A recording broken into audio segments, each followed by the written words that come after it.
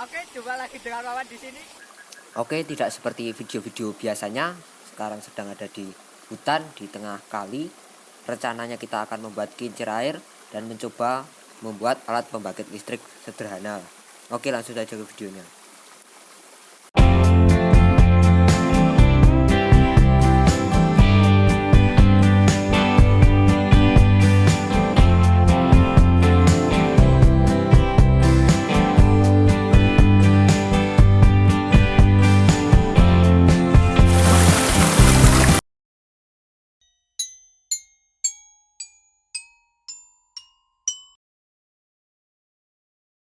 Yang pertama-tama kita akan membuat kincirnya terlebih dahulu.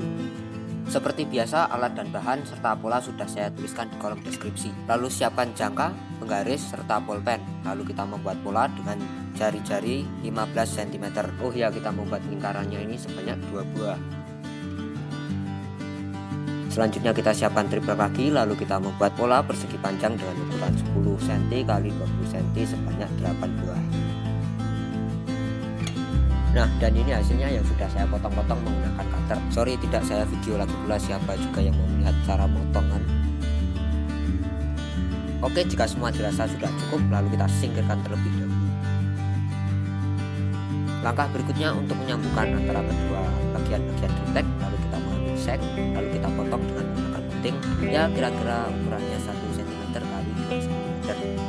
Nah, kurang lebih wujud pemotongannya seperti ini, lalu kita bengkokkan, lalu kita lubangi dengan menggunakan paku. Nah, cara kurang lebih seperti ini. Lalu kita siapkan seperti ini potongan seng-seng seperti ini sebanyak 32 buah. Dan setelah seng-seng ini siap, lalu kita ambil potongan triplek segi panjang tadi. Lalu kita buat tanda untuk pemasangan baut dan seng tadi. Ukurannya tampak seperti dalam video. Selanjutnya setelah pola kita buat, lalu kita lubanginya dengan menggunakan obeng. Ya maklum ya, karena keterbatasan alat jadi ya yang penting bisa aja lah. Nah, untuk menyambungkan antara seng tadi dengan triplek, di sini saya menggunakan baut. Kira-kira panjang bautnya sekitar 1,5 cm. Nah, kurang lebih untuk satu persegi panjang potongan triplek ini kita membutuhkan 4 potongan seng dan 4 buah baut.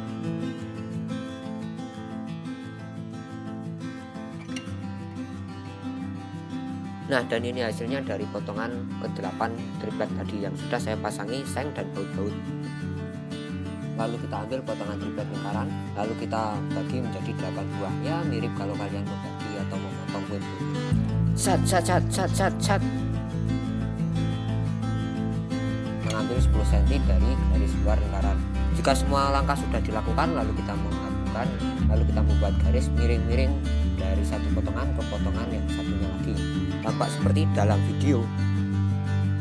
Nah, kurang lebih penampakannya seperti ini. Tidak perlu saya buat video, lagi pula saya sebenarnya juga males. Tapi ya saya yakin kalian paham dan kalian bisa melakukannya. Nah, setelah terpasang dengan sempurna, insya Allah dengan sempurna, lalu kita pasang bagian lingkaran satunya.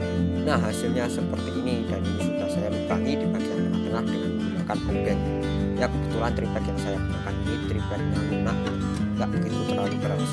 Nah, bentuknya seperti ini kalau kita lihat secara full. Oke, dan saya coba memutarnya kurang lebih kalau diputar-putar atau terkena air, simulasinya kurang lebih seperti ini tampak dalam video. Ya, untung saja tidak ngobeng atau tidak imbang jadi gial-gial, tapi ya ini aku rasa sih normal juga. Nah, setelah kincirnya jadi, lalu saya mendatangi kali atau sungai. Setelah itu saya mencari tempat-tempat atau lokasi-lokasi yang nantinya cocok untuk saya letakkan kincir tersebut. Dan lalu rencananya saya akan membuat ya pemegang atau cagak buat menopang kincir tersebut. Begitu kurang lebih. Selanjutnya yang kedua, kita membuat kaki-kaki atau penopang untuk bagian kincir tersebut. Lalu kita siapkan triplek dengan ukuran pola 60 cm x 6 cm sebanyak 2 buah pola. Selanjutnya kita membuat pola lagi yang persegi panjang tapi lebih pendek dengan ukuran 6 cm x 25 cm sebanyak 2 buah. Dan ini pola yang terakhir atau potongan triplek yang terakhir dengan ukuran 12 cm x 8 cm. Dan ini diletakkan untuk bagian kaki-kaki atau penopang dari kincir tersebut. Nah, ini hasil potongan dari pola-pola yang sudah kita buat tadi. Selanjutnya kita rangkai semua potongan-potongan template ini dengan cara pembagian dan menggunakan seng. Di sini saya menggunakan potongan seng sebanyak 13 buah dan menggunakan baut sebanyak 26 buah dengan ukuran kurang lebih panjangnya 1,5 cm.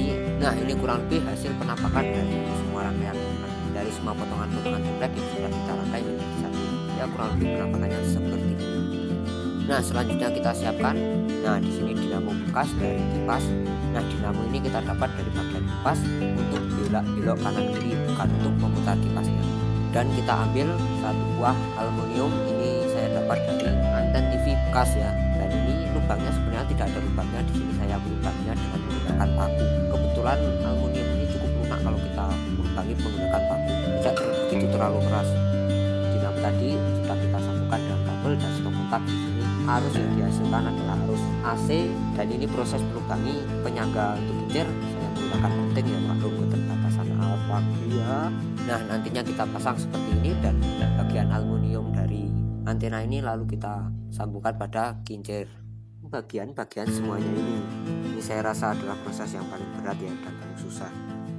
Nah, kurang lebih proses pemasangannya seperti ini tampak dalam video. Setelah kita mencari tempat yang cocok untuk meletakkan kincir tersebut, lalu kita sambungkan stop kontak. Nah, lalu kita mengeceknya apakah arus ini mampu menghidupkan segala perangkat atau ya hanya sekedar iseng-iseng. Nah, di sini kita melakukan pengujian dengan menggunakan lampu bola kecil ya. Nah, kurang lebih wujud akhirnya seperti ini.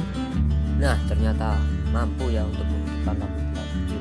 Tapi kalau kalian menggunakan lampu Philips yang besar, saya yakin itu nggak akan kuat. Oke. Harusnya ini sebenarnya hasil output dari generator tersebut adalah 220 volt, tapi baterainya itu kecil. Nah, langkah berikutnya kita akan mengujinya dengan menggunakan charger HP dan kita coba untuk mencarger HP. Yang kedua, kita menggunakan HP lagi, tapi HP dalam kondisi dimatikan. Nah, di sini dapat ya entah itu mencarger atau tidak, tapi seperti mencarger mengisi sebentar lalu mati lagi, sebentar lalu mati lagi, seperti mengisi lalu mati lagi.